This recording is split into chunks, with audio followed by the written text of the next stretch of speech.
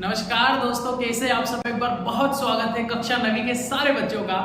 यहाँ पर आज हम जो शारदा नाम से बुक आई है उसका फर्स्ट चैप्टर लेके आए हैं, सत्यम शिवम सुंदरम संस्कृतम। चलिए शुरुआत करते हैं। प्रथम पाठ है सत्यम शिवम सुंदरम संस्कृतम। सत्य, कल्याणकारी और सुंदर है संस्कृत। कैसे है, आइए शुरुआत करते हैं। पहला जो आपको दिया हुआ है वो है श्लोक नंबर 1, भारतीय एकता साधकम संस्कृतम। बोलिए मेरे साथ में, भारतीय एकता साधकम संस्कृतम, भारतीयत्वं संपादकम संस्कृतम, भारतीय एकता साधकम संस्कृतम, भारतीयत्वं संपादकम संस्कृतम, ज्ञान कुंज प्रभादर्शकम संस्कृतम, ज्ञान कुंज प्रभादर्शकम संस्कृतम, सर्वानंद संदोहदम संस्कृतम। क्या मतलब होता है इस श्लोक का, आइए शुरुआत करते हैं। संस्कृत भारत की एकता को सिद्ध करने वाली, जोड़ने वाली है। भारतीय एकता साधकम, एकता को जोड़ने वाली जो चीज है वो है संस्कृत। अगर आप खुदाई करेंगे भारत के नॉर्थ साइड पे तो प्राचीन जो पत्थर मिलेंगे आपको, उनमें जो लिखी हुई भाषा होगी वो संस्कृत भाषा होगी। अगर साउथ में चले जाएंगे, दक्षिण भारत में चले जाएंगे, वहां पर अगर आप खुदाई करते हैं, वहां से जो पत्थर मिलेंगे आपको प्राचीन काल के, उनमें जो भाषा लिखी हुई होगी वो संस्कृत भाषा होगी। संस्कृत पूरे भारत को जोड़ने वाली भाषा है संस्कृत भाषा।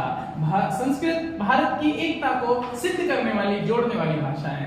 संस्कृत हमें हमारी भारतीयता पहचान प्रदान करती है। भारतीयत्व संपादकम, हमारी भारतीयता पहचान करने, वेद, उपनिषद, पुराण, ये सब जो जिस भाषा में लिखे हुए हैं उसको क्या कहते हैं मित्रों, उसको कहते हैं संस्कृत भाषा। जी हाँ, संस्कृत भाषा में सारे ग्रंथ लिखे हुए हैं। इसीलिए कहा गया है कि संस्कृत हमें हमारी भारतीयता पहचान प्रदान करती है। संस्कृत ज्ञान के अपार समूह के प्रकाश को दिखलाने वाली है, ज्ञान का अपार। अगर आप बोलते हैं कि जो एरोप्लेन है किसने बनाया, तो आप बोलोगे सर राइट ब्रदर्स ने बनाया। नहीं, आज से 5000 साल पहले जब रामायण हुई थी तो हमारे जो राम जी थे, जब श्रीलंका से वापस अयोध्या आए थे, किसमें बैठ के आए थे पता है? रावण जो था उसके पास एक विमान था जिसका नाम है पुष्पक विमान। सही बोला आपने, पुष्पक विमान पे बैठ के आए थे। तो वो क्या था, वो भी विमान ही था। जो आजकल के जो विमान एरोप्लेन होते हैं, तो उस जमाने में भी हमारे पास विमान हुआ करते थे। ये सब कहाँ मिला हमको, कैसे पता चला? हमारे संस्कृत के जो पुराण हैं, उपनिषद हैं, वेद हैं, उनमें सारी चीजों में ये आविष्कार मिला। संस्कृत हमें हमेशा परम आनंद की राशि ढेर देने वाली है। अगर आपने कभी भी पंचतंत्र की कहानियां सुनी होगी, जो पशु पक्षियों के माध्यम से, कभी आपने ऐसे जोक सुने होंगे कि हाथी ने चींटी से कहा, चींटी ने हाथी से कहा। ये सारी चीजें कहाँ पे मिलती है आपको? आपके पंचतंत्र नामक किताब में मिलती है, जो कहानियों में मिलती है, जो आपकी संस्कृत भाषा में थी, जिसके बहुत ही लैंग्वेज में अलग अलग ट्रांसलेशन हो चुके हैं। चलो एक बार श्लोक फिर से पढ़िए, यही वाला। भारतीय एकता साधकम संस्कृतम, भारतीय तत्व, भारतीय तत्व संपादकम संस्कृतम, ज्ञान कुंज प्रभादर्शकम संस्कृतम, सर्वदानंद संदोहम संस्कृतम। ये आपको लर्न होना चाहिए, ट्रांसलेशन भी और श्लोक भी। चलिए दूसरा श्लोक देखते हैं। चलिए दूसरे श्लोक की बात करते हैं। क्या है दूसरे श्लोक में? सर्वमस्तिष्क संस्कारकम संस्कृतम, सर्वमस्तिष्क संस्कारकरम संस्कृतम, सर्ववाणी परिष्कारकम संस्कृतम, सत्यपथ प्रेरणादायकम संस्कृतम, सत्यपथ प्रेरणादायकम संस्कृतम, सद्गुण ग्राम संधायकम संस्कृतम।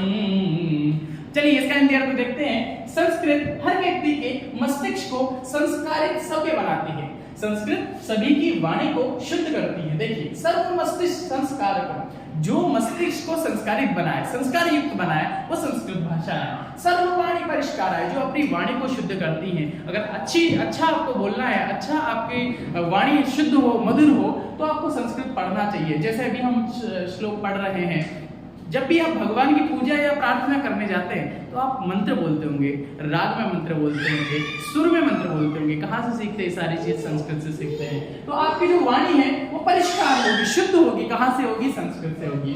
सत्य पथ प्रेरणादायक, जो सत्य का मार्ग दिखाती हो, मोटिवेशन देती हो, प्रेरणा प्रदान करती हो। कहाँ से? संस्कृत से। ठीक है, देखो यहाँ लिखा है संस्कृत सत्य के मार्ग पर चलने की प्रेरणा देने वाली है। संस्कृत मनुष्य के भीतर अच्छे गुणों के समूह को पिरोती है। सद्गुण ग्राम संधायकम, यानी आपके अंदर अच्छी अच्छी क्वालिटीज आए, अच्छे अच्छे गुण आए, ऐसे एक माला बना करके आपको संस्कृत प्रदान करती है। चलिए एक बार फिर से श्लोक को पढ़िए। सर्वमस्तिष्क संस्कारकम संस्कृतम, स्क्रीनशॉट लीजिए। सर्ववाणी परिष्कारकम संस्कृतम, सत्यपथ प्रेरणादायकम संस्कृतम, सद्गुण ग्राम संधायकम संस्कृतम। चलिए अगले श्लोक पे चलते हैं। चलिए तीसरे की ओर बढ़ते हैं। तीसरा जो श्लोक है वो क्या बोलता है?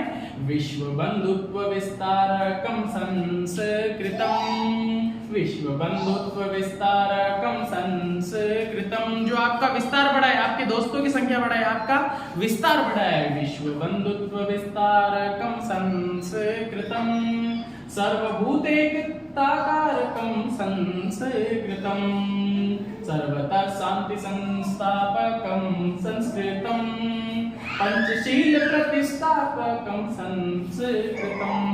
संस्कृत विश्व बंधुत्व, पूरी दुनिया एक परिवार है की भावना को बढ़ाती है। जी हाँ, संस्कृत सभी प्राणियों में एकता का भाव पैदा करने वाली है। संस्कृत सब और शांति स्थापित करने वाली भाषा है। संस्कृत पंचशील अर्थात शांतिपूर्ण जीवन जीने के जो 5 सिद्धांत है। कभी अगर वक्त मिलेगा तो इसके ऊपर वीडियो बनाऊंगा कि शांतिपूर्वक जीना है तो किस किस नियमों को हमको पालन करना चाहिए। वैसे पंडित श्री राम शर्माचार्य जी ने 2 सिद्धांत दिए हैं। क्या? आवश्यकताएं कम करें और परिस्थितियों से तालमेल बिठाएं। अगर ये दोनों चीजें आपके जीवन में है, आवश्यकताएं अगर आपकी कम है और परिस्थितियों से अगर आप तालमेल बिठा लेते हैं तो आपका जीवन आनंददायक या शांतिपूर्वक व्यतीत हो सकता है। चलिए, संस्कृत पंचशील सिद्धांत के ऊपर प्रतिष्ठा करती है, काम उसको स्थापित करती है कि किस प्रकार से व्यक्ति का जीवन शांतिपूर्वक हो सकता है। चलिए आगे बढ़ते हैं। तो आइए 4th श्लोक की ओर बढ़ते हैं। 4थे नंबर के श्लोक के ऊपर क्या लिखा है?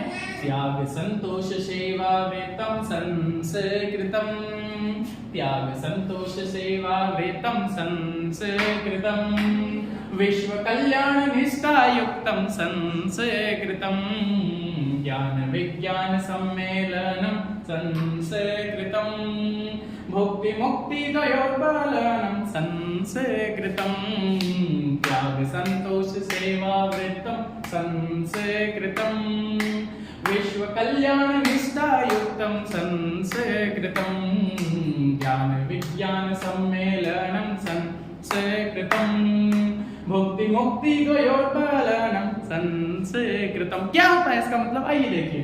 संस्कृत त्याग, संतोष, सेवा का संकल्प व्रत है। क्या है संस्कृत? त्याग, हमें त्यागना सिखाता है, देना सिखाती है संस्कृत। संतोष, पेशेंस, अपने अंदर धैर्य, संतोष स्थापित करती है संस्कृत। सेवा, हमें सेवा करना सिखाती है संस्कृत। बहुत इंपॉर्टेंट चीज है। जब हम इस दुनिया से चले जाएंगे, व्यक्ति जब मर करके चला जाता है भगवान के पास या कहीं भी, वहां पर हमारे द्वारा कमाया हुआ पैसा काम नहीं आता मित्रों। क्या काम आता है? आपके द्वारा की गई सेवा, किए गए उपकार, किए गए दान पुण्य उस जगह पे काम आता है। हमारे कफन में कहीं पे जेब नहीं होती है। हम जब जाते हैं तो खाली हाथ जाते हैं, लेकिन जो साथ में जाती बजाती लोगों की दुआएं, जो हमने अच्छे काम किए इस धरती पर, वह सारी चीजें, तो संस्कृत हमें ये सारी चीजें सिखाती है। संस्कृत विश्व कल्याण की भावना और निष्ठा से भरी हुई है। पूरी वसुधैव कुटुंबकम, पूरी दुनिया ही हमारा परिवार है, ऐसा जो फीलिंग है, जो भावना है।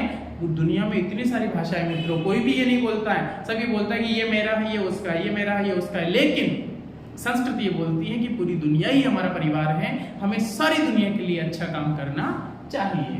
संस्कृत ज्ञान, आध्यात्मिक विद्या और विज्ञान का अद्भुत संगम है। देखो मैंने आपको जो बताया था वो यहाँ आया है। संस्कृत ज्ञान, स्पिरिचुअल जो चीजें हैं वो सारी रिलेटेड है संस्कृत से। कहीं पे भी, किसी भी धर्म में, किसी भी संस्थान में आप जाएंगे ना, तो जो स्पिरिचुअल, जो आध्यात्मिक बात करेगी वो केवल संस्कृत भाषा पे टिकी होगी। कहीं ना कहीं जाकर उसके मूल में, उसके जड़ में संस्कृत भाषा ही होगी, कि संस्कृत भाषा में ही उनके पास कुछ सूत्र, कुछ मंत्र होंगे जो उनको स्पिरिचुअल या आध्यात्मिक बनने की ओर प्रेरणा देती होगी। विज्ञान का अद्भुत संगम है। इसका मतलब क्या हुआ कि आपके पास में जो नॉलेज है, जो ज्ञान है, विज्ञान के आधार पर ही उसको डिवाइड किया गया है। हम ये बोलते हैं कि जिसके बाद जो ज़्यादा साइंटिफिक है उसको हम आज के ज़माने में अच्छा मानते हैं, परंतु मैं बात करता हूँ जो संस्कृत जानता होगा तो उसको ये पता होगा कि इस दुनिया की स्थापना जब हुई थी, इस दुनिया को भगवान ने जब बनाने की कोशिश की थी, तो जो भाषा सबसे पहले स्थापित की गई होगी वो संस्कृत ही होगी, निश्चित मानिए। क्योंकि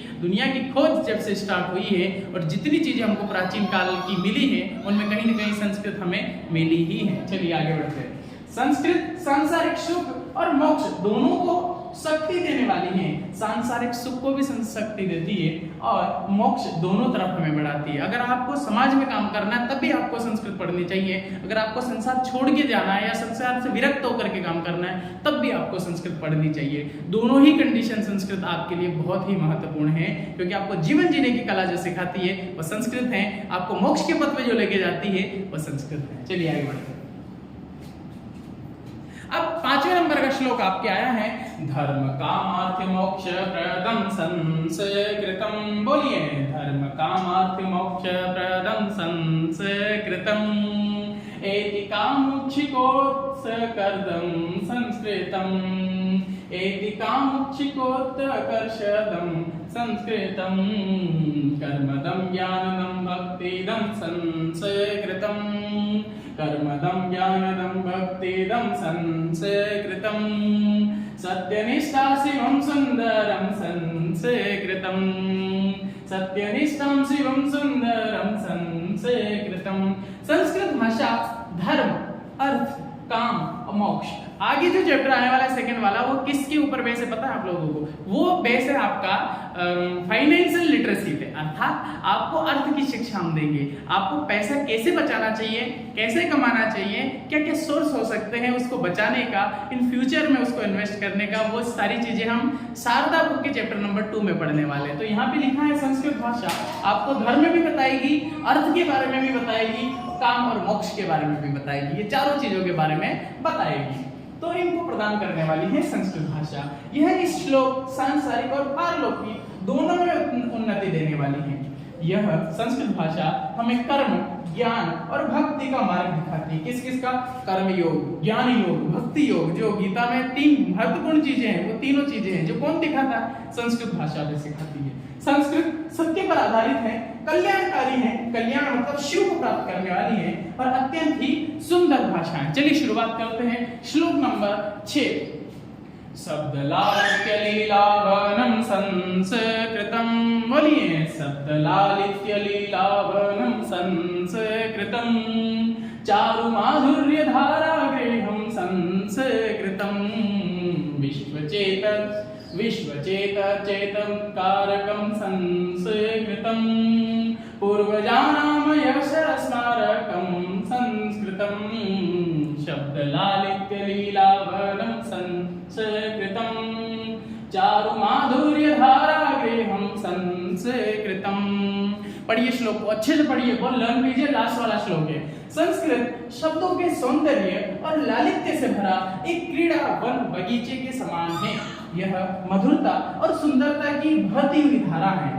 यह पूरे विश्व के मानस को अचंभित करने वाली भाषा है और हमारे पूर्वजों के गौरवशाली यश की याद दिलाने वाला एक स्मारक है। यानी हमने कितना कुछ इन्वेंशन किया है, कितनी कुछ खोजें की हैं इस बारे में। जैसे हम किसी को भी जब याद करते हैं तो उसके लिए कुछ स्टेच्यू बना देते हैं, कुछ उसकी समाधि बना देते हैं। तो जो संस्कृत भाषा है मित्रों, हमारे देश के उस गौरव की हमें याद रहे इसके रूप में स्थापित है, स्मारक है कि हमारे पास में इतना सारा ज्ञान था। क्यों भारत को सोने की चिड़िया कहा जाता था? भारत के पास क्या था? भारत के पास पृथ्वीराज चौहान की अगर मैं बात करूं तो 17 युद्ध उसने मोहम्मद गोरी से जीते थे, लेकिन फिर भी उसको जाने दिया, छोड़ दिया। ये भारत के पास में था। भारत के पास में थी दयालुता, सहृदयता, विश्व बंधुत्व, ऐसी बहुत सारी चीजें थी हमारे पास में। इसीलिए हमको सोने की चिड़िया या विश्व गुरु कहा जाता था। आज ये चैप्टर पढ़कर आप सबके मन में एक जरूर विश्वास आना चाहिए कि संस्कृत भाषा हमें क्यों पढ़नी चाहिए।